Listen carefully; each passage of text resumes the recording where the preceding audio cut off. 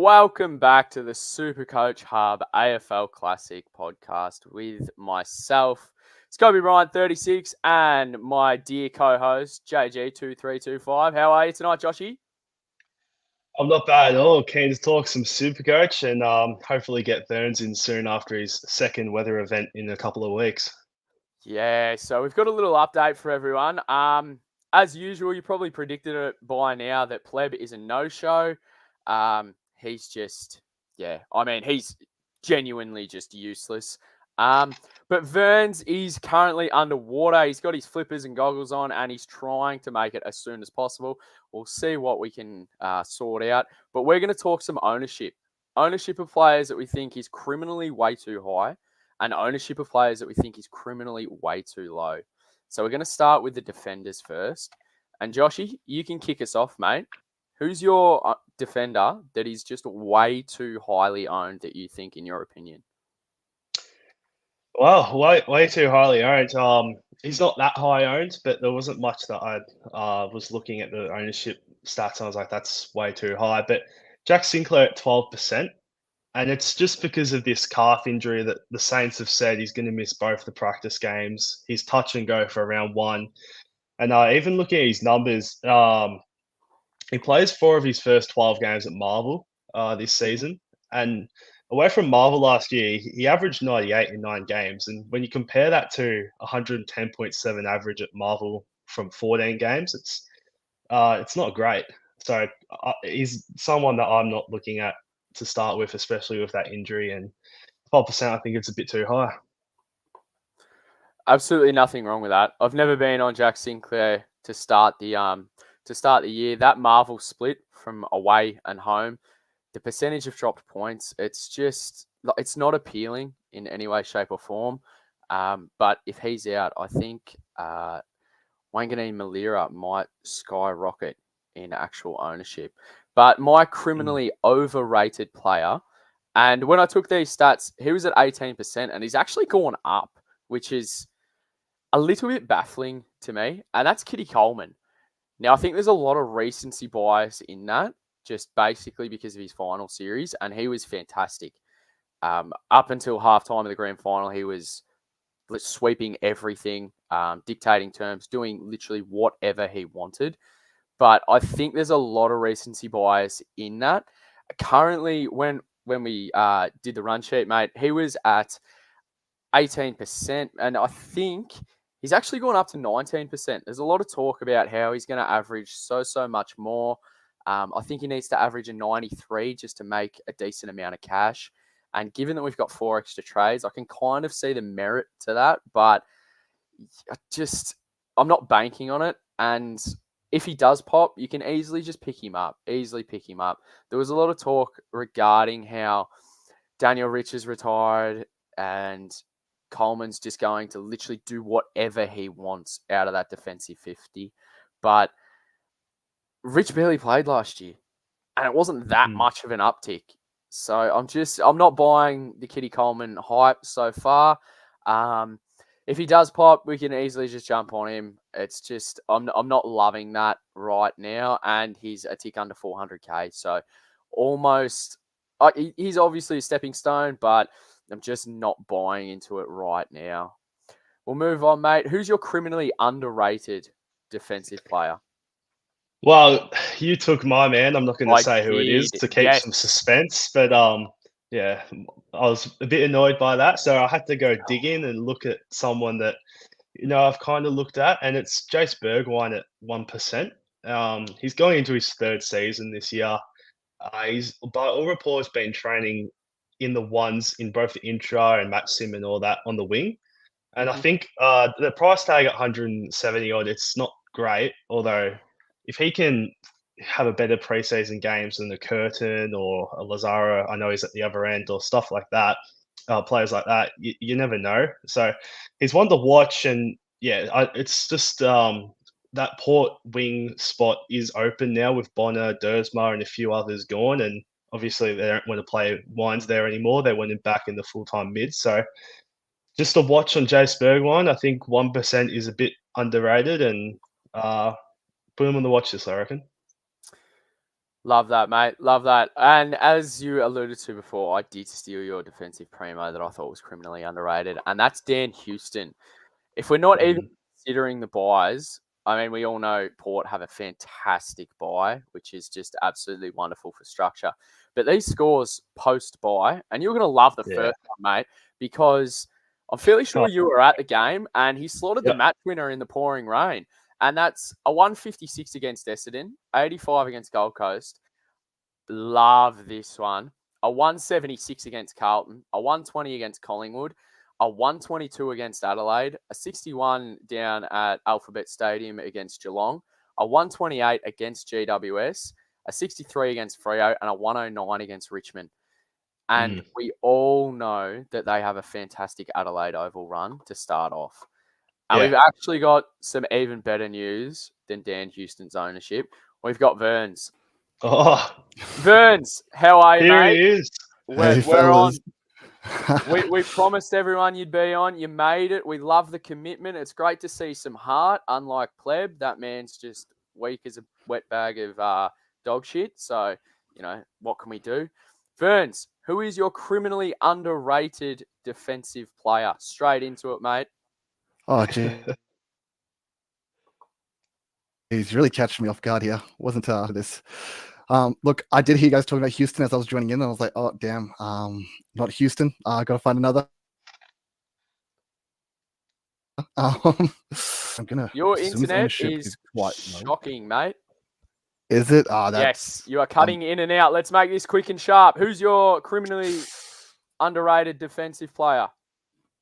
Okay, I will go for Budarick. I don't even know what his ownership is, but I'm going to assume it is very low because I just assuming it is, honestly.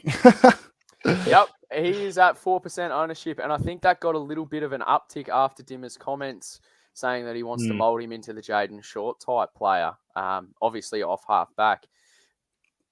And I think, obviously, if he does get that role, his ownership's going to go up a little bit higher.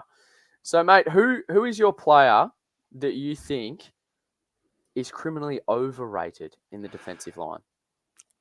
Yeah, I think if anyone saw my video today, they'll know who it is, but it's going to be Nick Dacos. I would tend to agree, actually. I mean, how many percent of size is he in? Last time we checked, it was 63. Has that gone up? Yeah, still 63. And yeah, I am fully against starting Nick Dacos. So interesting, because you're a Pies man, aren't you, mate? Yeah, I am. Yep. What's going the to be painful to behind watch. Look, honestly, it is the buy. I highly rate the buys, and as much as if he goes, 120 in the first 6 rounds, with that extra buy, let's add a rookie score of 60. It's only really equivalent to a 108. And I think that's saying overs him going 120, where, I think you can just get perfectly viable options all around him that don't have buys. You can start Sicily, you can start Stewart, Houston, all these other guys that you could start that play every single game. So why would you bother starting a player that's not going to play them all? Yeah, I mean, completely viable, mate. I was very surprised. I kind of concur with that opinion, actually. I mean, 63%, that's insanely high. I mean, with all the, and you're paying 650K as well. But I guess there might be a lot of Collingwood supporters that play Supercoach. I'm not too sure. Look, at the end of the day, it's going to hurt me a lot watching Collingwood games and watching him run around and just tear it up. Mm-hmm. And I think he is honestly underpriced for what he will do in the season. But I think, as I said, by the time round 6 rocks around, it's going to be more damaging to have a game guaranteed missed already. Yeah, no, that's understandable, mate. Absolutely understandable. We're going to move to some questions now. Seems like the chats are really going off. We'll start with Jay. It's not Supercoach related. Where is the main stars of the show? I was told Pleb was coming. So were us three, mate. So was us three. Joshy had a good little label for Pleb, and it turns out that Pleb actually is the Will Gold of this podcast. He's always been heard of, but never actually seen. So, yeah, that's just, I mean, you can't rely on him. He's probably a good bloke, but for now we'll just say he's a shit bloke because he never rocks up. Matty Granger says too high, like Nat Fife. Now, I know someone right here is going to agree with that, but we will leave it for later because Joshy is definitely against starting Nat Fife, and I reckon he might have merit to that idea. This one's straight for you, Joshy. Why the 2325 in the username, mate? Honestly, I used to have an old Twitter account. It was 232, and then I don't know what happened to it, but I couldn't use it anymore, so I just added a 5 on the end. Nothing too exciting. Yep. Well, Yeah. I mean, it's better than probably some of the old MSN URLs that were rolling around about 15 years ago. I'm sure Vern had a disgustingly sloppy one that he probably doesn't want to share. But I really like this question from Jay. Jay seems to, I know he's, not the intelligent kind because he goes for Essendon, but this is actually a very intelligent question. What value do you put on Curtin? Is he a certain starter, or do you see him play as a key defender and scoring a 50-plus average? Well, firstly, let's check his ownership because I imagine it's going to be sky high, 53%. I was kind of expecting a little bit more. What's your thoughts on Curtin, boys? Because it seemed as if everything out of Adelaide, it seems to be he's a certain starter. He was in match sim, he was playing in the back line, but also moving up through in transition whilst his specific team was attacking. So, I mean, anything between, it's fairly broad, but I'd say anything between 55 and 70 would be completely acceptable. And you'd obviously hope for a few spike games in there. Joshy, what's your thoughts, mate? Yeah, well, Curtin, and it gives it away through his DPP of the midfield, but he's not your typical like key defender, like big lumbering guy. He's actually very versatile, and like he can find the ball very well and move like a midfielder despite his size. And I think because of that, I think his scoring won't be as dire as a normal key defender in their first year, like a Gibcus a couple of years ago, as an example. So I think anything around 60, 65 plus will be enough at that price tag, and I think he can potentially do it. In terms of a certain starter, Adelaide need key defenders desperately at the moment. It's why they moved up the draft board to get him, and I think at this stage, training in the ones, playing in the ones, in match sim and everything, it's looking at that he's a certain starter at the moment. Well, I mean, you know everything about the draft, mate, as I like to call you, Cal Toomey 2.0. So, I mean, you understand that better than anyone. Ferns, what's your thoughts on Curtin, mate? Is he in your team currently? He is sitting there currently. Yep. Look, as Josh said there, it reminds me of Gibcus a little from 2 years ago. And the thing with these key defenders is they can have these spike games. And with Gibcus a few years back, he was very slow. And then he had a few great spike games and got up to over 300K. I feel like with Curtin, we could be looking at a guy that has these spike games, but with a higher floor. So more consistency out of him as well. So I think there's some good value there.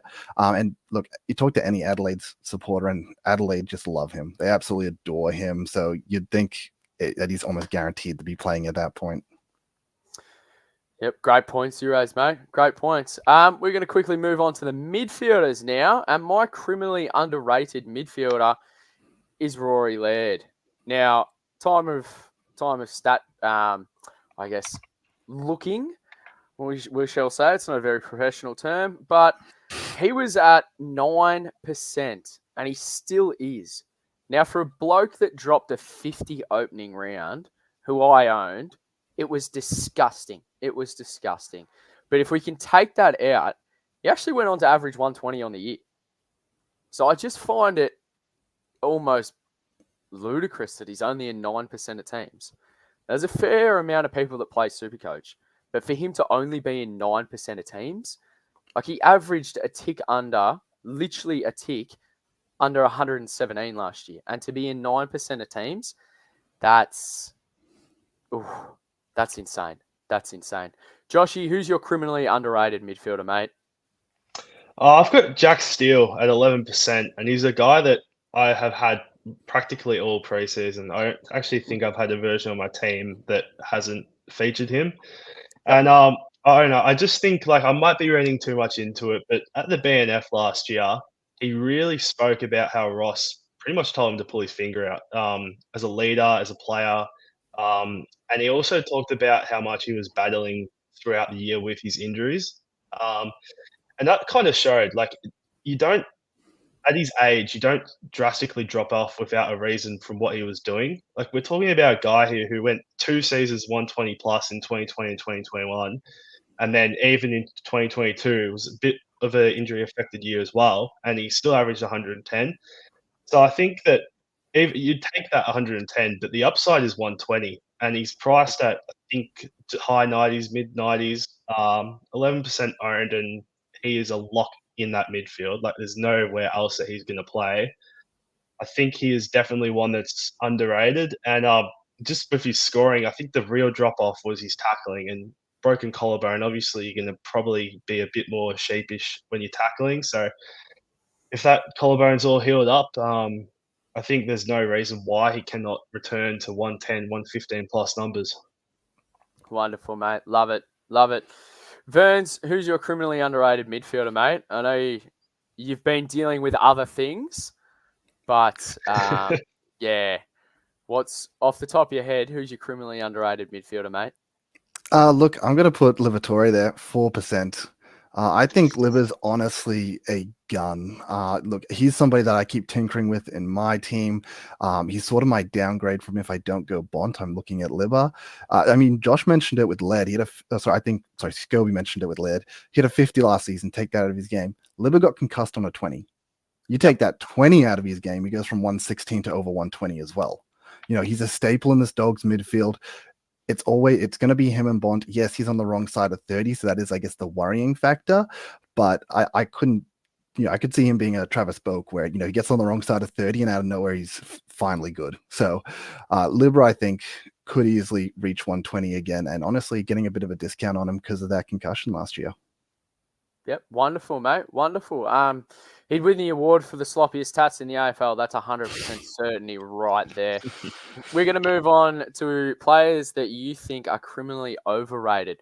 Now, I've kind of copped out here because I've chosen a DPP, and he's actually gone up in ownership. And this man is Elliot Yeo, 6%, 447k. This isn't fantasy. I know we've got extra trades. We've got 4 more, but it's not fantasy. You can't just have 2 trades a week when time eventuates. You can if you've held on to them. But is Yeo even going to stay in your team long enough? And is he even going to stay on the park long enough to be able to get a price rise? Like, this man is a walking Band-Aid, and every year we hear the same thing. He's tearing up the park. He's looking good. He's not injured. I mean, let's be honest. I mean, Joshy's probably fitter than me and Verns put together. You'd get a game at West Coast, mate. Maybe not on facial hair because it's a bit decrepit over there. But how is this man at 6% ownership? Like, it must be people with, like, punishment fetishes. I don't know. Because there is a world where this bloke literally gets injured leading into round 1, halfway through round 0. And it's just, I just don't see it. Like, why not just get a Guthrie for, 30k cheaper? Go up from there. I don't understand the Elliot Yeo pick at all. And that's my criminally overrated player at 6%. He should literally, it should be 0% ownership. But we'll digress. Joshy, who's your criminally underrated midfielder? It feels strange and odd to say he's overrated because he's a gun, but Christian Petrarca in 22%. I don't like it, especially with Clayton back playing footy again. I know he only played 2s, but I dare say they're going to ramp it up in the second practice game. And if he's there around 0, it's even worse for Petrarca. But his average last year in the games that he was playing with Oliver was 114. And whilst that's still good, it's still like a 6 or 7 point drop on what he's priced at. And that can really affect you when you're starting a Primo at that price at 670. He's got the early buy as well. 22%, I think it's a bit high when you've got so many other value options in that midfield or options that don't have that buy. But I mean, he was dominant against Richmond on the last weekend, and I can see why people are picking him, but I'm just too worried about his scoring compared to with Oliver and without. Yeah, no, I mean he's a superstar player. But he makes some very, very valid points. And I mean, for someone that currently has Nick Dacos in their side, you need to be maximising those points as soon as you can. Because as Vern's pointed out, you might be playing catch up at some point of the year. Verns, who's your criminally overrated midfielder, mate? Yeah, look, before I guess I go over that, I did like your little spill about Fife there. I mean, sorry, Yo. I can't See believe where this is going. that you're I can't believe you're so hype on Fife and you're down here being like, yo, injury bro. What? Yep. What are you on about? Yeah, I'll give you Only that. when it I'll give suits you that. Oh, Write your well, own narrative. Absolutely. Absolutely. So my overrated player, look, not an overrated player, overrated ownership is going to be Errol Goulden. Once again, so I talked about in my video today, everyone's really hyping up to be like, yo, he's going to take the next step. The midfield's all his. He's going to dominate. And it's like, yo, are we just going to ignore that they like drafted Taylor Adams? Like, is that like not relevant to you people? Like that's clearly why they drafted him to slot straight into that position. He's going to end up playing the same role he played last year. And look, I think he can be better than what he did last year just from natural progression. He's an absolute gun. But then you got to factor in he's got to buy as well. Once again, with so many good options around that price, why are you getting a guy on a buy? Why would you not just get a Sarong, Brayshaw, Uniac, Butters? Like there's options that could be deemed just as good but play one more game, which is more total points at the end of the day. And that's what we're hunting, the most total points.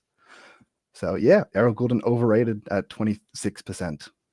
I know there's going to be a few people in the chat. Maybe if Hands of Embed, from my memory, if he's in there, or our good friend from Kilmore, if he's in there, he's going to be throwing shade at you. I know that for a fact.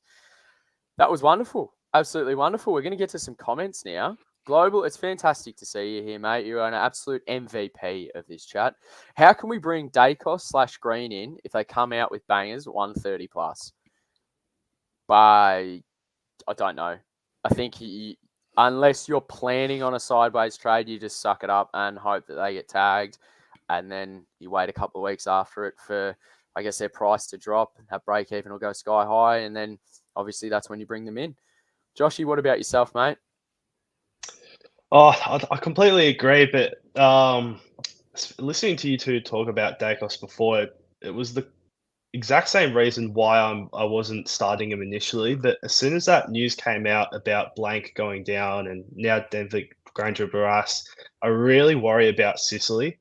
And it could be looking into it too much, but Sicily is renowned for being able to drop those lower scores, whether it's from a game that he gets tagged or a game that he plays key defense or various reasons. But as soon as that news dropped, I got Dacos in. And talking to you, Scoobs, privately on whatever X or pre-podcast, I don't know how you can get Dacos in if he does pop. And same with Green as well. Starting off with North and Eagles, if he goes bang bang there, then you're not getting him till post buy. So you've got to try and weigh up. Am I willing to wait a whole half of the season to get these guys in? How do you bring them in? Probably guys like stepping stones like Guthrie or mid prices in Harms if he works out your best bet to get them in, but it's definitely probably going to end up being a double downgrade. Completely agree. I think honestly you may even have to boost. Like just looking at his scores, opening rounds from last year, 129, 149, 109, 151, 128, 145. And then he dropped to 72 at the Adelaide Oval against the Crows, and then was, I guess, semi-tagged by Ryan Clark for an 81, and still averaged 120 after the first 8 rounds. Like, I just don't know if it's going to be worth trading out 2 rookies that have clearly making good money just so you can get 1 superstar, because you're going to be trading 2 rookies out, bringing 2 rookies in. Are we going to be positive on who they are? Like, are you going to go early on a rookie? and then obviously you bring Dacos in. But that's why I am too starting to lean towards starting him. Like, he's in my team, but he's definitely not a lock in there. I don't know when you're going to get that chance to, I guess, bring him in. Because say he drops, I don't know, a 60 against the Hawks. You're going to have to wait 2 weeks after it. And then that's when you're going to bring him in. But it just seems like, why wouldn't you start with potentially D1 or M1 for the year? Ferns, what's your thoughts, mate? Yeah, I mean, look, I'm not as hot on Green as a lot of other people are. Also, Green's just not a downhill skier. He's not the guy that usually gets all these extra points when they run over teams. It falls to Caniglia, falls to Kelly. Even Hogan has had massive games where he goes like 180 against these downhill teams. It's not usually Green that gets that, I guess, benefits. I believe, I don't know if it was Josh that did this on the last podcast, or maybe it was a different podcast I was listening to, but someone said stat wise, Green only went over 130 twice last year. And other than that, he really sat between this 100 and 130 sort of score. So he's not someone that goes downhill. And I just don't think he's gonna, honestly, if he goes the 130s plus, cool. It's whatever. He then has a bye, and then I don't think he's going to continue going nuts from there. I don't know. I don't think Green's crazy. I don't know. Everyone's very high on Green. I'm not. When we did our rating of players, I only put him at like a 113 average, and I'm taking into account these early games. I'm just not super hot on Green. I just don't really mind. I don't think he's going to go bananas, and I think he'll be fine. I'm also not in a rush to get him in, so it's not like I'm looking to get him in round 6, as you sort of mentioned with Dacos. Let's get him in round 6 once we're upgrading. I'm not rushed to do that. I'm not hot on Green like others. Dacos, on the other hand, look, I do think, yes, he could very much be M1 or D1. As you mentioned, though, he did get tagged by Ryan Clark last year. He also has, as you mentioned, Finn McGuinness. He has 2 games early on that will negatively, there's a good chance he will take attention there. And even if he goes 130 plus in the 3 other games, if he gets hulled to 80, 90, 100-ish early on, then it's not, against the other 2 teams, Sydney and Hawthorn, I don't think the damage is going to be insane. Even if that evens out to a 120 average, as you mentioned, he had a 120 average, take a game out of it, add a 60 score for a rookie. It's really only a 108 average. It's not extreme damage. It's not as damaging as you're thinking, I feel, when you say what happens when they go multiple 130s. I think take it back to reality. Let's say 120. It's still manageable. Right. So after the bye, he's got Port, who he averages 108 against. How are you getting him in there? And then he's got Essendon, and he's got Carlton, West Coast, Adelaide. That's what I'm worried about. It's not so much the tagging, because I'm happy to cop that, and those scores, as you said, it equates to a 108 average. But then, like that's the time you need to get him in. And so it just makes me think, this is round 6. Like, are you going to be willing to trade out 3 players to ultimately get 1 player in? I don't know if you need to go nuts for 3. I think you can double downgrade for him, and I'm perfectly fine the double downgrade. At that stage, Billings would have played 6 games, Gibkiss would have played 6 games, Windsor would have played 6 games. These guys that played the open round, they have that extra price rise in them. Hopefully they're looking towards this 350 upwards price for Billings' sake, and then with that extra money, we can flip Gibkiss up to Dacos. I think it's going to be manageable.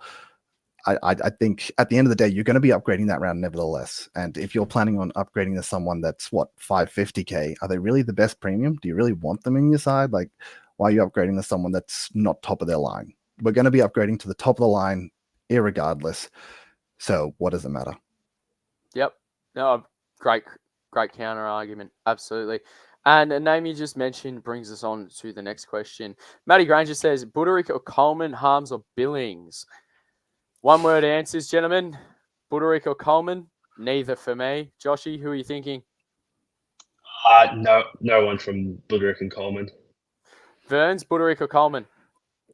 Well, I already said it earlier. Buderick, I think, is under price. Sorry, under-owned, but we get an open look at these guys. They play open round, so at the end of the day, it really doesn't matter. We'll get a very good look at them. Yep. Harms or Billings? I'm going Harms for my personal opinion. Joshy, I know you're huge on Billings, so this one might be a little bit harder for you, mate. Well, I've got both, so I'll say Billings because I actually am really big on him. But both, and if I was to pick one, Billings. Ferns, Billings or Harms, mate? Yeah, Billings. Same thing. If I had to pick one, it would be Billings. Yeah, right. Interesting. I guess I'm the old one out here. I think with that, me personally, once again, he's going to play that extra game because of the open round. So when we're looking to upgrade, he's going to have that one extra price rise. So even if Harms is, doing it slightly better average wise, Billings is probably going to make a little bit more money over that time. It's actually that is a fantastic point you raised because Billings is not in my team currently, but obviously if he comes out and hits say a flat ton, I think a lot of people might be doing a little bit of dissection to work him in. Thomas Jack says, understand the not starting Dacos argument. Just feel for someone we think is likely going to be D1 and in my opinion close to M1. Why not start and lock them in? That's what I am, I guess, subscribing to currently. But as I said, he's in my side, but he's definitely not locked in there. And I think, Joshy, you subscribe to that. And obviously, Verns, you're the exact opposite. Is that a fair summary? Yeah. Yep.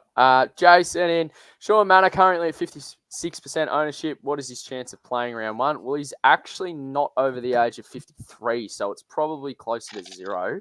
But no, in all seriousness, I mean, mature age recruit, let's be honest, who else do they have in that midfield that he's probably going to get time in and then move up to the forward flanks? I'd say that it's a good chance, but I mean, I wouldn't be adverse to not selecting him at all. I definitely don't think he's going to be a rookie that comes out and just drops tons after tons after tons. I definitely don't think that's going to happen. Joshy, you're the draft man. You know about all these mature age recruits and obviously all the signings from lower leagues. What's your thoughts on Manor playing round one? I haven't actually heard too much out of Geelong about him, but from the clips I've seen, he looks the same that he's looked at in the last few seasons in the VFL. And that's a guy who can play mid, play high half forward, hit the scoreboard and rack it up. And if you watched his VFL grand final last year, he kicked 6 goals, he had nearly 30 touches. It was really impressive. And I think that whether it's midfield, whether it's forward, I think he will get games for Geelong. And I think he will be able to score just purely because of how much he can hit the scoreboard and pick up the ball. Granted, different level of footy, but we've seen so many players be able to elevate their game from VFL to AFL in the past. Obviously, as we always say, match sim practice games going to be a big indicator on what the type of pick is going to be, but all things look good for him at this stage. Lovely, mate. Lovely. Verns, what's your thoughts? I mean, not much to add there. I mean, the only thing I think of is I hear mature age recruit going to Geelong, and I just lick my lips thinking Tim Kelly. Yeah, and then he's off to Western Australia a couple of years' time. Yeah, perfect. Yeah. Global sent in, I picked Zach Reid for 50k less than Curtin. Now, Essendon, foreign language. Don't know much about him. Don't want to. Why would I subscribe to that scum? Joshy, please enlighten us. Zach Reid's chances of playing round one and scoring prospects. What have you got for us? I honestly think he's a shoo-in to play round one. I'd be shocked if it's not Mackay, Reid, halfback and fullback round one, especially with Bolden getting injured, who was probably really only his only competitor. And even then, I still had Reid very far ahead. I've got both in my team, so I can't really split them. But if you are looking at saving a bit of money, then Curtin to Reid is possibly a really good way to go about it, especially because they're playing similar positions and Reid's a few more years in the system. And granted, he hasn't played many games, but he's been able to bulk up a bit more than Curtin has. And yeah, I'd be all for that if there's not enough rookies or if there's too many rookies to fit in your side. Ferns, what's your thoughts, mate? Yeah, I mean, I love the information from Josh there. I personally have them both in my side, so Mhm. happy with both of them. But I can see saving 50K. Why not? What can you use that 50K on? Can you make an upgrade somewhere else? Get more, something more concrete that you're more happy with. As long as you're using that 50K well, awesome. But even if you're not, it sounds like Reed could be as good as Curtin for 50K less. So why not save 50K and still get a really good rookie? It's completely viable. Is DPP worth 50K? No, No? No, no. I agree. I agree. I just thought I'd ask. Mm. Joshy, what's your thoughts? No, because I don't think there's really enough defender mids out there. Obviously, you got Dacos, but all likeliness he's probably going to be down back for you in Supercoach anyway. But I get DPP can be handy, but it's not worth 50K. Yep. No, agreed. Jay sent in another one. What were your thoughts on Gibkiss match sim on the weekend? Played key position back. I mean, I don't like as we spoke about. He's gonna have spike games, but I think like 50 will be, that average, and then you might throw maybe a 70 if we're lucky, an 80 or 90 where he's taking intercept marks. But I'd prefer if, say, Bolter was shifted back to defense just so he gets those big forwards. But I mean, Gibkiss at 150K, I think like you're not going to go wrong there because I highly doubt he's just going to drop those like a 20 or a 30. I think you're going to be fairly safe with his floor at say a 50. And as we spoke about spike games, Joshy, you watched this match sim, didn't you, mate? What were your thoughts about it?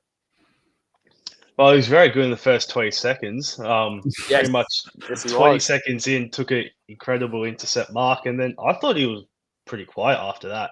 Yep. And that just further proves the point that a key position defender is going to have those spike games and those low games. And for someone like me, I've got 4 premiums down back, Williams, and then I can only really fit in 3 rookies.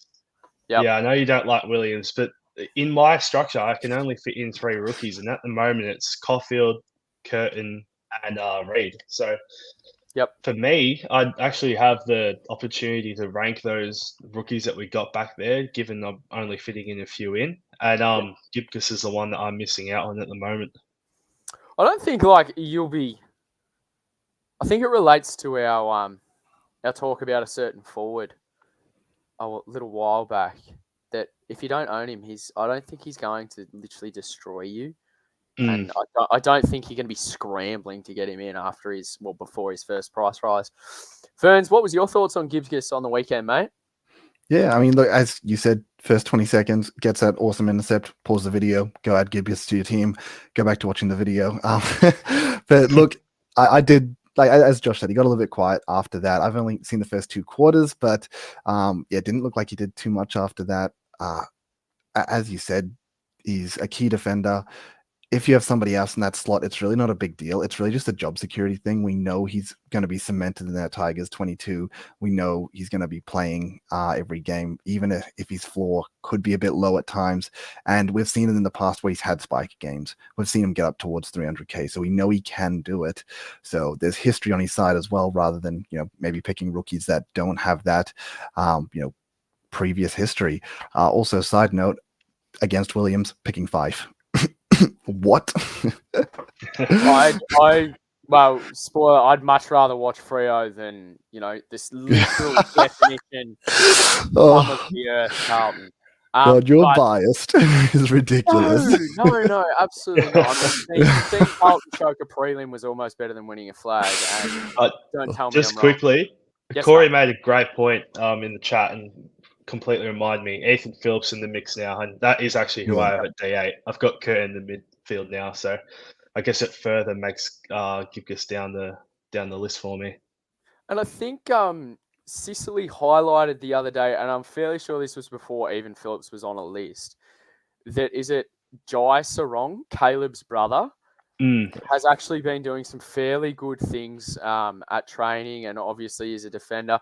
I know nothing about him, so I mean, just from Sicily's comments, I wouldn't be surprised if Jai Sarong actually plays ahead of Phillips. But I mean, a 102K rookie that's walking into literally a back line that's been decimated. That's just bench fodder. The epitome of bench fodder. Johnny Yeah, I Smith. believe- Oh, no, Verns, continue, mate. Well, I was just going to say, I believe Steve from SDS said that he actually rates Sarong over Granger Bryce, who went down anyway, sort of thing, because people were asking, oh, how relevant's that? And he actually said that he had him behind Sarong anyway, so it's not actually too relevant because he didn't think he was best 22. So yeah, definitely someone to compete for that spot with him, which could be unfortunate for our super coach, but maybe good for Sicily. Yes, absolutely. Absolutely. Johnny Smith, good to see you, mate. We absolutely love having you here. Wardlaw, Ginby, or Brun as M7? Jesus Christ. I know you're a Cats man, so your bias is probably there to the little fella down the road. But, I mean, I wouldn't pick any, but gun to my head, I'm going Wardlaw. That's just personal opinion. I mean, everyone's going to differ. Joshy, you got to choose one. Wardlaw, Ginby, or Brun? I'd go Wardlaw if I have to out of those three, but M7's a bit deep. Like, there's no problem with fielding McKercher and Sanders, and one of them would be that M7. So I'd be missing all three of them, but Wardlaw is definitely the best out of them. Yep. Verns, your thoughts, mate? Yeah, no, definitely agree with that. I think McKercher and Sanders need to be on field. So let's talk M6. You want to go one of these guys? I would go Wardlaw. I would not go anywhere near Brun after what he did to me last season. So, haha, you got sucked in, mate. Yeah, definitely did. You never trust that Scott fella. We'll show this one.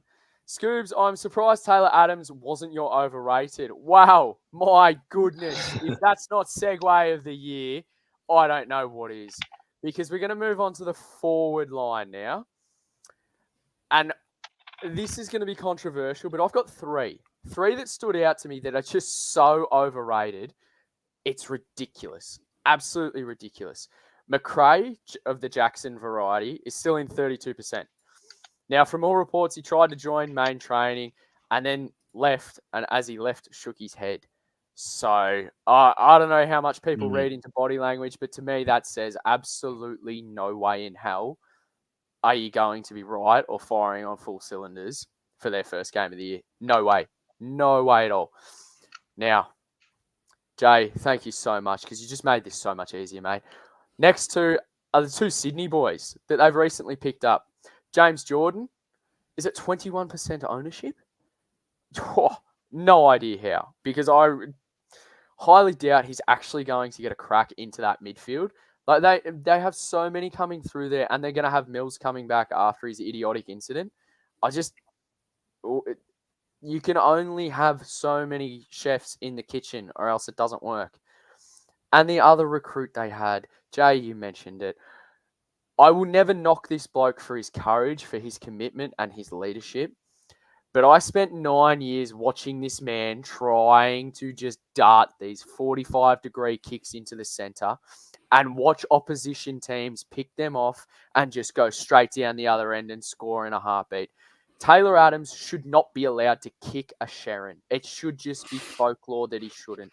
He will walk through walls. He will run through anything for you. But you ask that man to literally dart it into the center and you're getting scored against. So 14% of him, no thank you. Absolutely no thank you. I mean, in another format, maybe fantasy, when you can flick him after a terrible game, absolutely. But I don't even know Adams's price because I looked at it and I was just shocked by the ownership. 437,000 people are paying for Taylor Adams. He's a walking Band-Aid. Granted, he played majority of last year. I just don't see how anyone can think, especially 14% of teams, can have him in there. Absolutely no way. As I said, never question his commitment, but Jesus Christ, his skills, no way in hell. Nah, no way. Joshy, after my beautiful little rant there on McRae, James Jordan, Taylor Adams, who is your overrated forward? And let me guess. It's a name that starts with an F, rhymes with rife, and might put you in strife. Who is it? It's Nat Fyfe. Oh, killing me. The 37% ownership is an absolute joke. Oh, I can't no. believe it. I can't believe it. I say it every week. One of his biggest fans, literally on the wall, Yep. but Yep. I am touching it. And it's ridiculous. He's 33 years old. JL has literally come out and said that he's going to be managed. In what way, we don't know. It could be, he misses games here and there, or, which I said to you pre-pod, the worst option, it could be subbed during games. Whereas, so if he's missing games, then you know about it. You can chuck the E on someone, or you can get rid of him. If mid-game he's going to get subbed off in the third or fourth quarter, you're really going to start to cop those 60s, cop those 70s, and I can't do it for a 33-year-old forward who has injury troubles as well. It's not just the managed risk, the sub risk, it's also the injury risk. And we spoke about Yo and Williams, who you're Yeah, we completely did. against. Yeah. But then you pick Yeah. Yep. Nat Fife, who's older than all of them and has just as bad injury troubles as all of them, if not worse. So I can't go anywhere near it. And 37% it's wow. Well, when Mr. Fife goes 130 over the opening 7 rounds, me and 37% of people are going to be laughing. Verns, who's your criminally overrated forward, my friend? Oh goodness, Josh couldn't be more right with everything he said there. Look, just before I quickly give you my overrated forward, I will just give some shout outs to the chat. Our boy Chappy Joe, respecting the Haiku top, and to the sir, the answer is clearly Haiku is the best sports anime, but I do love Cheeky Ace of Diamonds. My overrated player. Mate, we don't talk Spanish around here. That is a foreign language. And also, is that Joe fella the bloke that was harping on about Parrish the other week? The Essendon supporter? Maybe, definitely is. Intelligent guy. Two of the worst shout-outs I've ever heard. But continue on, mate. Continue on. Yeah, look, I thought you might cut me short and just kick me from the pod half. I think your internet might do that before I do, mate, but continue. Look, I'm going to have to go with Luke Jackson. 20%. It's so overs for him. Look, with Darcy in the side, we know that his numbers are not good.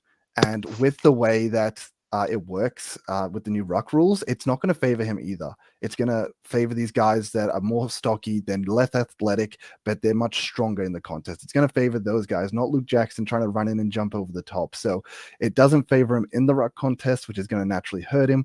For all everything we know right now, Sean Darcy is playing, which is going to hurt him.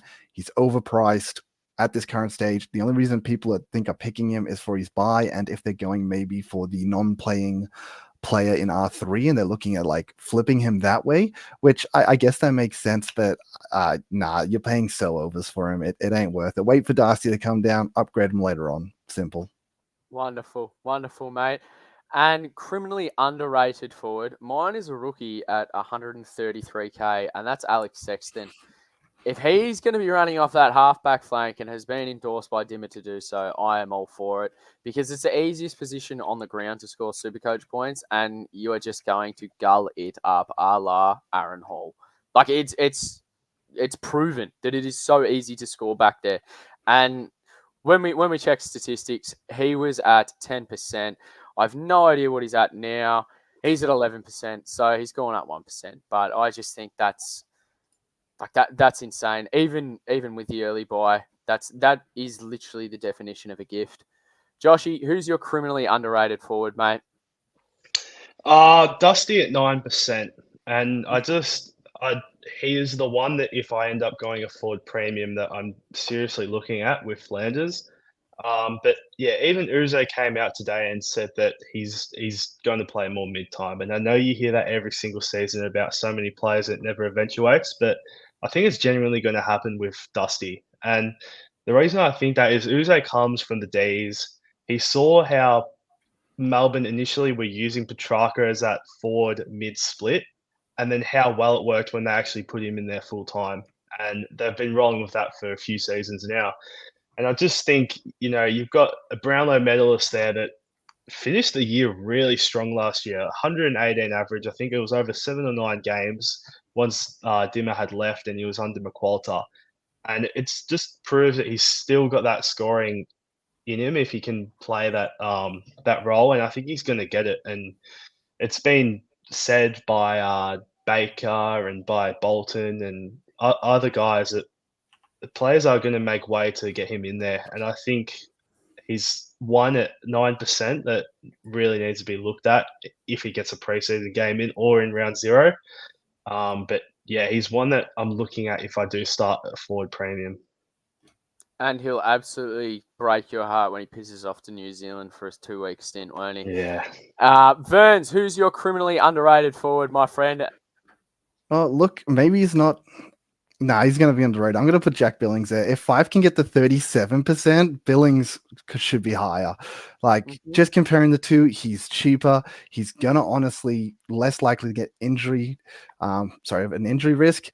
I think his role is still really good, and he's done premium scoring in the past as well. Yes, Fife has been an absolute super coach gun in the past, but Billings has been over 550k at times. I remember owning him in our forward line as a premium years ago as well.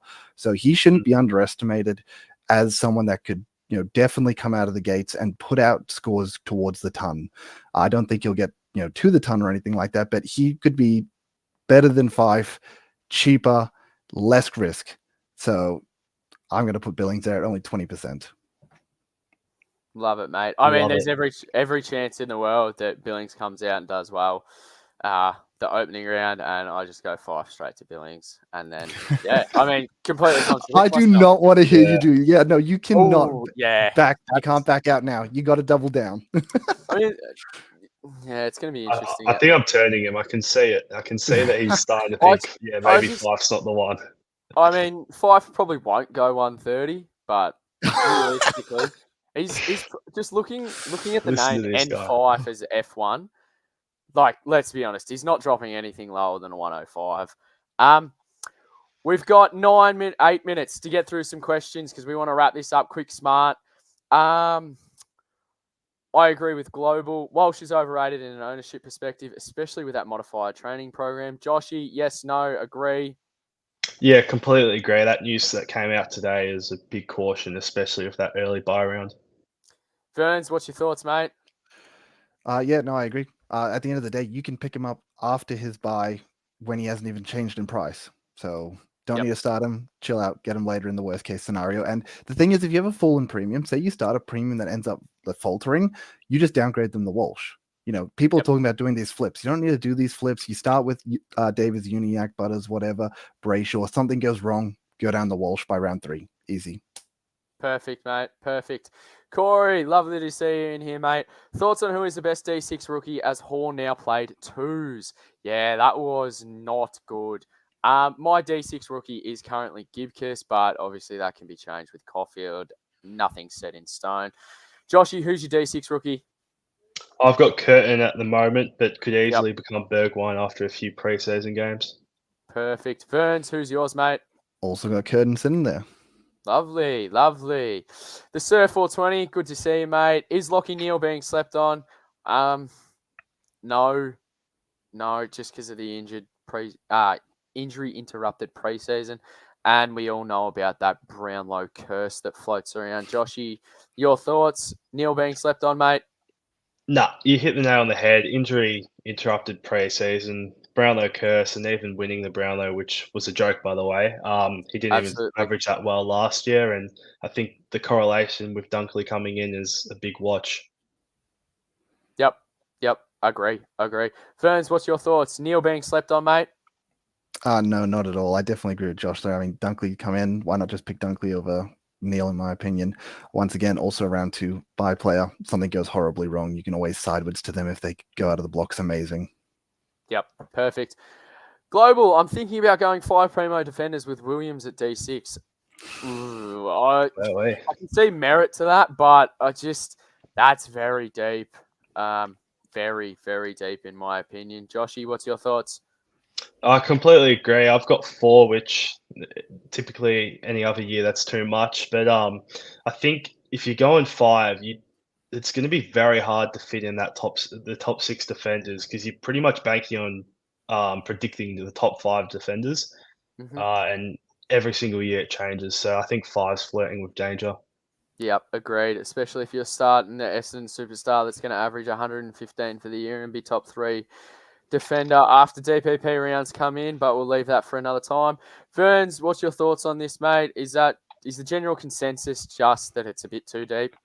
I think it is a bit too deep, but at the same time, I kind of love it. Like, I don't mind the idea of it, which might sound weird, but we did talk about earlier in the year being like, oh, there's so much value in defense. Let's be honest. The weeks have gone by. All the defender rookies, they've fallen like flies.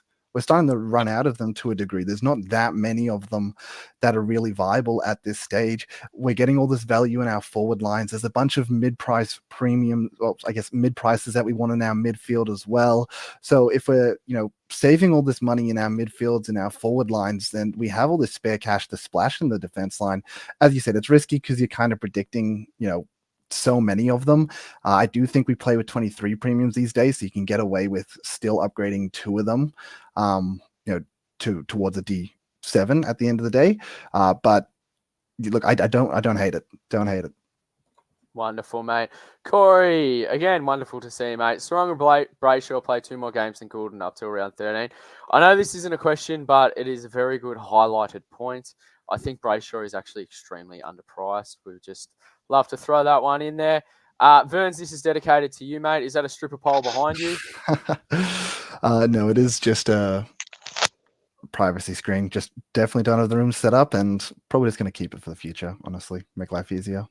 Wonderful. Peter Costello, good to see you in here, mate. How long should we look to give premium, middle, and rookie, both pure rooks and long-time AFL players, price picks before looking to potentially trade them out due to poor performance or upgrade reasons? Now, I'm shocking at this because I always go way too early, so I'm not even going to attempt to answer this. Because the amount of times where someone's dropped a 40 and I've traded them, and then they've literally, as a rookie, and then they've gone on to make money after losing money, I don't have enough. I mean, there's so many instances where that's happened. So I'm terrible at that. So I'm not even going to comment. Joshy, what's, I guess, your average that you look to hold a rookie? Not so much average, but early in the opening couple of rounds, if you got a rookie in your team that's on the bubble, and then there's another rookie not in your team on the bubble that's scoring significantly higher, then I think you need to make that correction trade. So it's not so much an average, but it's comparing to rookies that you do and don't have. And like someone that I missed last year was Chandler, and I really needed him in the end because he made a lot of money. And I don't know, if I had 40 trades like we do this year, maybe I would have made that correctional trade and got him in for like someone like Caminiti or something like that. But it was one I missed, and I think that's what you got to look at. It's who you don't have and who you do have, not so much scoring. Yep, absolutely. I completely agree. Verns, what's your thoughts, mate? Yeah, I think this is super volatile. Like, there's not a specific set in stone thing. I think Josh put up a very good point. It's about the bubbles. It's about the guys that you can trade down to. Because if a rookie's coming in that's, the 123K, they just dropped 280s, and yeah, your guy might maybe you can squeeze another 20, 30K out of them. What's the point? Downgrade them now, get the guy on the bubble, try and make 150K off them. Why would you bother waiting an extra week and then they potentially go up 80K and you miss the boat? So it's not really about holding them for a certain time. It's what's the rest of the market doing? Who are the guys on the bubble? And they're more important than the guys you're actually holding onto. Yep. Agreed. Johnny Smith, let's get one thing straight, mate. I definitely do not hate you. I absolutely love you and adore you in every single way, shape, or form. Never forget that, mate. And honestly, you need to back yourself in a little bit more. That's just my comment to you. You know what that's about. Also, let's give up on the Cats, mate. They're finished for about a decade. Matty Granger says, first year, so forgive me if this is silly, but Luke Jackson for the forward line can be moved up to ruck in case of an issue or buy there. Absolutely not. I think this is one of, if not the most overrated picks in Supercoach. And we've actually got some input from Chubby Joe, another Essendon man, rates Parish. So don't know how much merit you take this comment. Not a silly question, mate. The thing with Jackson is that his average with Darcy in the side isn't great, and his price is inflated because it includes the games where Darcy was out. Josh and Verns, surely you concur with that statement. Yep. 100%. Yep. Absolutely. So, Matty, I'd be looking to move him on literally as soon as we end here. Out of your team. There's a bloke that's, maybe 300k cheaper, plays for the same side, has DPP, 4-letter last name. If you need help picking it out or need to understand who he is, hit me up, mate. You know where to find me. Jay, who are you picking as R3 with a poor performance from Sweet in the intra-club? Got absolutely towed up by Soldo from all reports. And Nice Smith being the second ruckman behind Ryan without Nank in the preseason game. Personally, I'm going for the West Coast man. C. Livingston has DPP, will be my loop. That's just me. Unless Kruger is picked and his body looks like it's going to hold up. Joshy, who's your R3, mate? Livingston as well, and you hit the nail on the head with Kruger. Big watch tomorrow, even though the Pies named a pretty weak squad. But it was also not happy with that, mate. Not happy.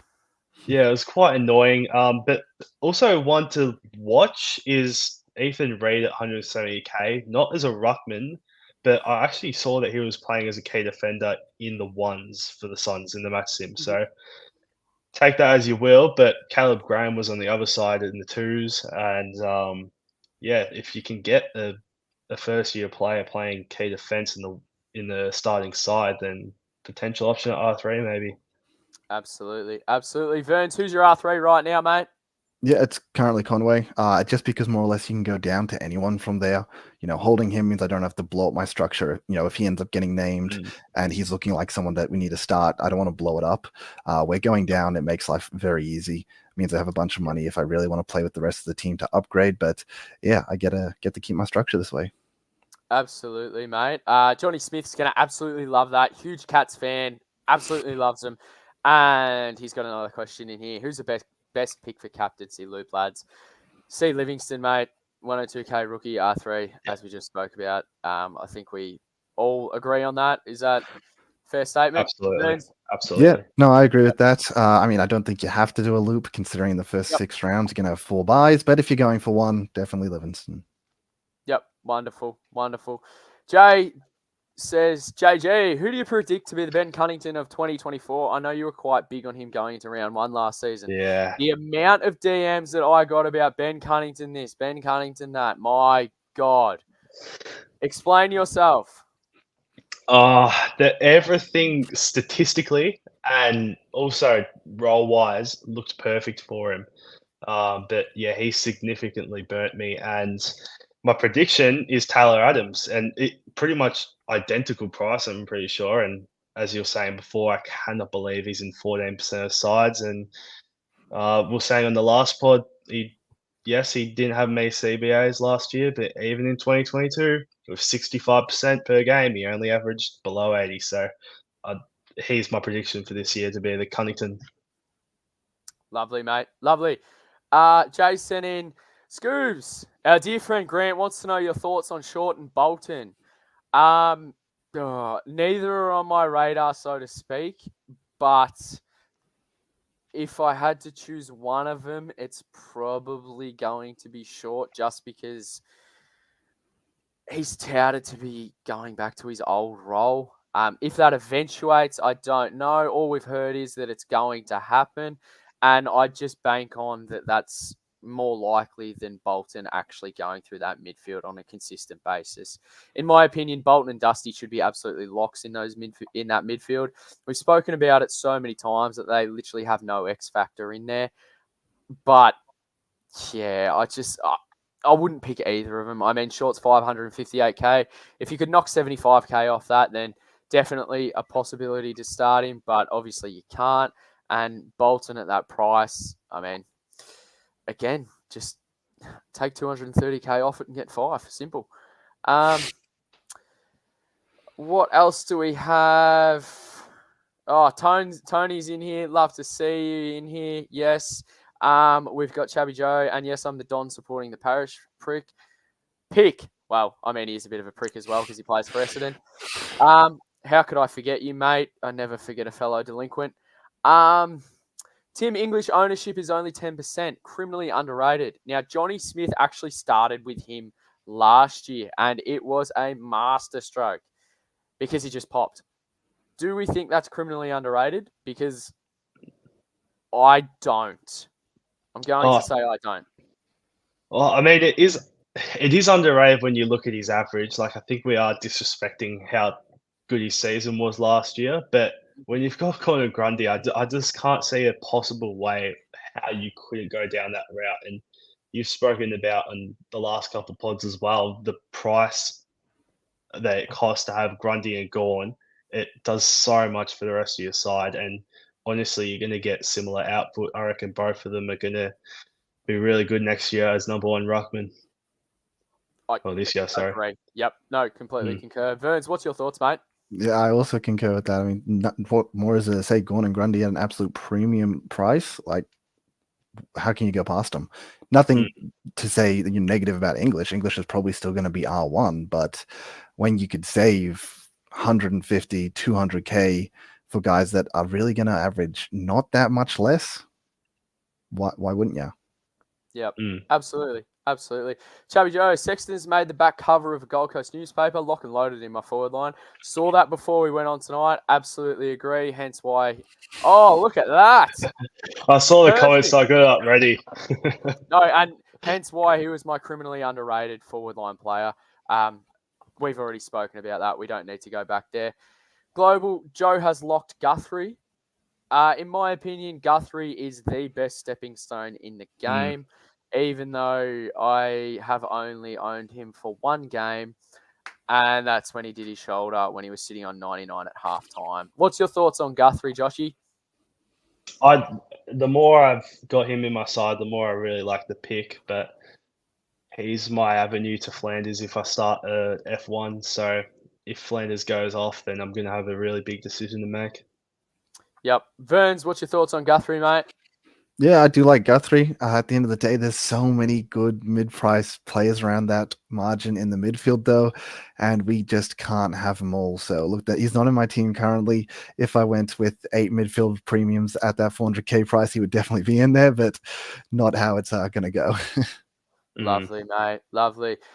Matty says, Zane Dersma, this bloke's sitting at 40% ownership, playing for North, sitting at a half forward line, and he's going to cost you almost 200K with the graveyard shift. Absolutely no way in hell. Don't care if he pops off in pre-season. No way will he be in my team. Joshy, what's your thoughts, mate? I completely agree. And you just mentioned pre-season. He's not even playing tomorrow, so we're only going to get one game sample size from him if he gets up for the next game. And I've said on the last podcast that he's probably one of my biggest traps. I just don't understand the pick, the position he is. It's not going to be Sheasel 2.0. That's going to be McKercher. Don't go anywhere near Dersma. Ferns? Yep, nothing more to add there.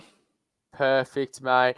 And I can't believe I'm saying this. An Essendon supporter speaking sense. Small forward for a bottom four side doesn't spell good scoring, Matthew.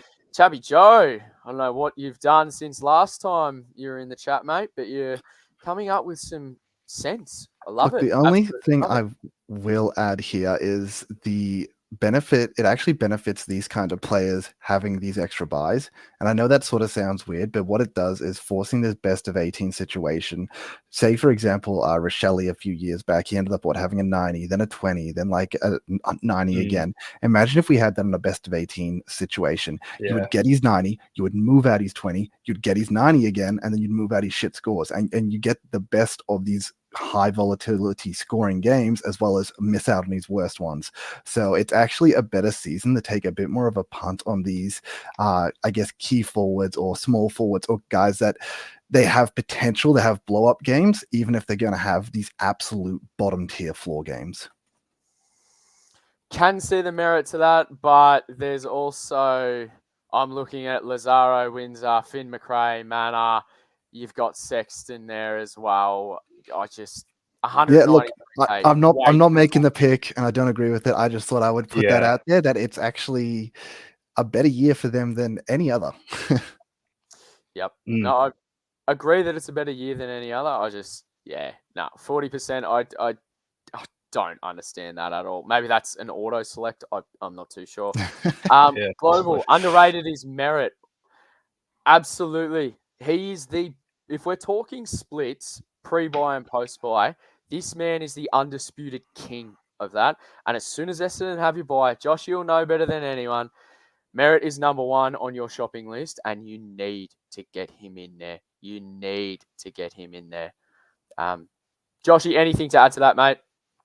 Yeah, absolutely agree. We went over the last podcast when we were talking about Guthrie as a stepping stone, the splits, pre and post buy, and it's actually ridiculous. If he could get a full season in of consistent numbers pre and post buy, then he'd probably average 120 every year because it's quite a big split.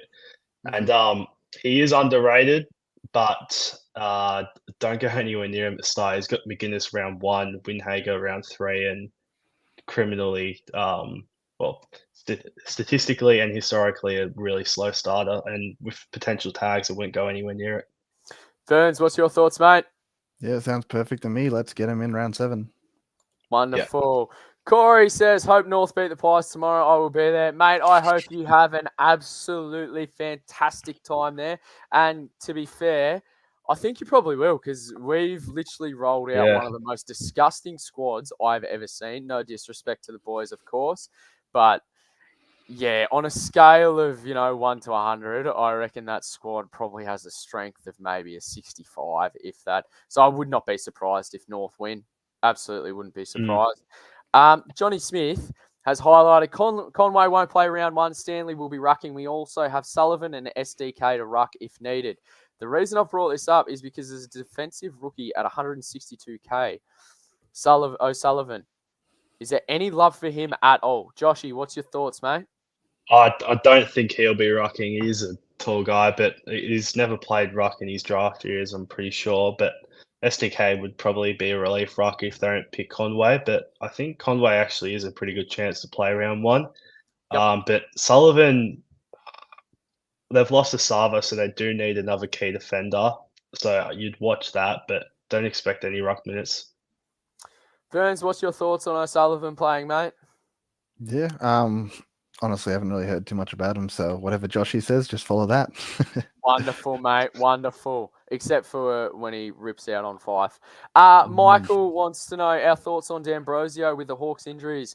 I reckon it just cements him into the wing more. Like, it's not a like-for-like injury, so to speak. I mean, Blank, DGB, and D'Ambrosio, they're completely different players. I think he's just going to continue on that wing. I haven't really had any interest in him. Off the top of my head, I think he's 200k plus. I'm not loving that at all, and I'm not interested. So, no, that's a no from me. Joshy, what's your thoughts, mate? Yeah, well, they've lost Jaff and Seamus Mitchell as well, so there could be an opening down back for him. But obviously, an Essendon fan, I've been watching D'Ambrosio, and he is an elite kick, very, very elite kick, probably one of the best that we had. But his defensive pressure is pretty poor, and I think initially Hawks picked him up to be a forward. Maybe different now that they've lost Jaff and Mitchell in the opening rounds, but don't go near it, not at 220k. Yep. I mean, spot on, really. As I said, I agree with you, mate. Ferns, what's your thoughts? Yeah, not really much to add to that either. I mean, honestly, he hasn't really piqued my radar.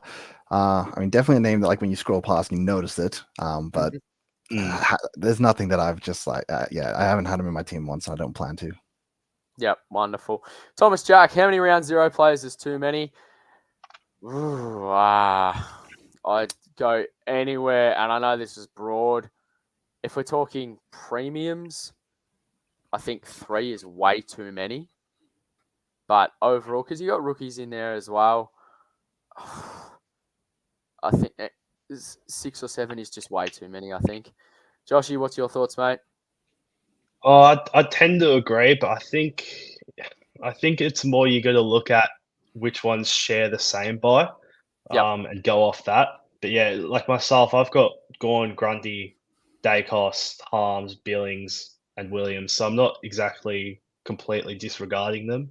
And I think they can also be looked at as if it's just a 1 week suspension or concussion missed game. Like, your premiums are going to miss games throughout the year, most likely. And I think the round 0 buy is going to be not that much different when you look over the whole season. But yeah, not so much how many is too many, more just look at who are sharing the same buys out of them. Wonderful. Verns, your thoughts? Yeah, I do see that he has put it in there that he was talking specifically about premiums, which is good because I think at the end of the day, rookies, I think actually can be a little bit more important. As I mentioned, Melbourne Tigers kind of important because they get that extra game to maybe upgrade them earlier. But in regards to premiums, I'm going to go with one is too many. If you're not counting value picks, now I'm not going to count Gorn in that or Grundy, Flanders, guys that I think have potentially 100 to 150k upside on them, even at a premium price. Then I'm not going to count those guys as just straight premiums. If we're talking about straight up a Petrarca, a Dacos, things players along those lines that they're not really any better than what they're priced at, or it's very minute, I don't think you need any of them. I think honestly one's going to be too many at that point. Wonderful, mate. Wonderful. Johnny Smith says Combinator's F3 being slept on, but Corey has actually answered that with Combat not playing as was running laps fourth quarter in intra-club match, unsure if he's worth the price.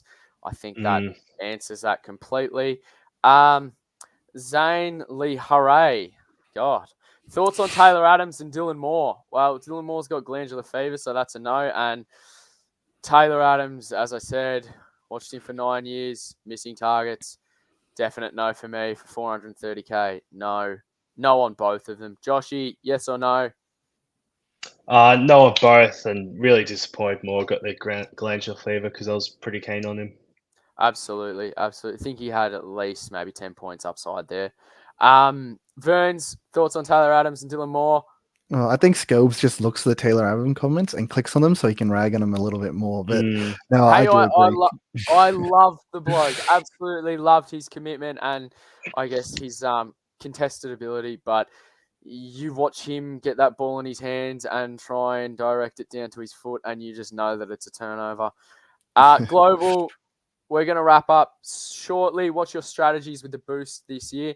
I will be trying to use them during the legitimate buys, the mid-season ones, and hopefully, obviously, come out of the buys full primo, if not earlier. Joshy, what's your strategy, mate? Yeah, said it last podcast. Do not use them until the buys, I reckon. I reckon if you somehow need to use 3 in the round because you've copped a few injuries or need a couple of correction trades and all hell breaks loose, use them. But I think the best strategy is to hold them for those buys and you'll be able to upgrade your team in no time. Wonderful. Verns, what's your thoughts, mate? Yeah, I'm all for just powering straight to upgrade as soon as we can. Round 6 hits and we start upgrading, I'm going to start smashing boosts. And maybe I'll keep one as a luxury just in case of a worst case scenario. Last year I did keep one throughout the buys and use it in the last buy, but it wasn't really choice. I just didn't really have an ideal boost target at that time. But yeah, I plan on upgrading ASAP, get the team full primo and go from there. Wonderful. Wonderful, mate.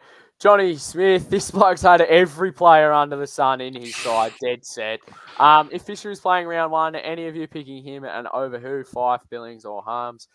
Well, he's coming back off a hammy niggle. He's just going to gull at halfback and he's playing literally the Frankston thirds tomorrow. So it wouldn't surprise me if he just goes absolutely bananas. But again, I mean, just pick Fife at F1. Simple. Harms, Billings.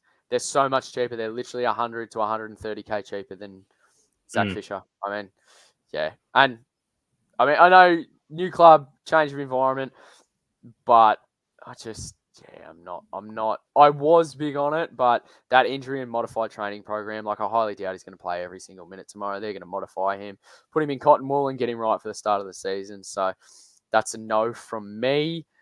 But it wouldn't be completely out of the equation if he just pops at the start of the year and everybody's trying to get him in. Joshy, what's your thoughts? R.E. Fisher. I absolutely hate the pick, and especially when you've got those 3 guys cheaper. But yeah, I think he's an average footballer, to be honest. And I did think that about Aaron Hall, and look what happened when he was playing at North Melbourne. So it could potentially have that uptick. Oh, absolutely. One of my favourite Supercoach picks ever. Yeah, you touched on it though. That hamstring injury, he actually had hamstring awareness, they call it, before that, and then in the next training session, he actually did his hammy. and then he's going to be on modified minutes. He's already a notoriously injury-prone player from his time at Carlton. Wouldn't surprise me if he plays twos next year at North Melbourne. That's probably one of my outlandish statements. I wouldn't be surprised. I don't rate him as a footballer, and I hate the pick. So potentially just fall off the face of the earth, a la Pittard and Polek. Absolutely. Yep. Two prime examples. Perfect. We've just had a nice interruption there, Joshy. Say hi for us. Ferns, what's your thoughts on Fisher? Yeah, I think you boys have said it all, basically. I mean, look, he was already injury prone, so a lot of people were off him as it was, and now he's done a hammy in the preseason. Don't touch him with a 10-foot pole.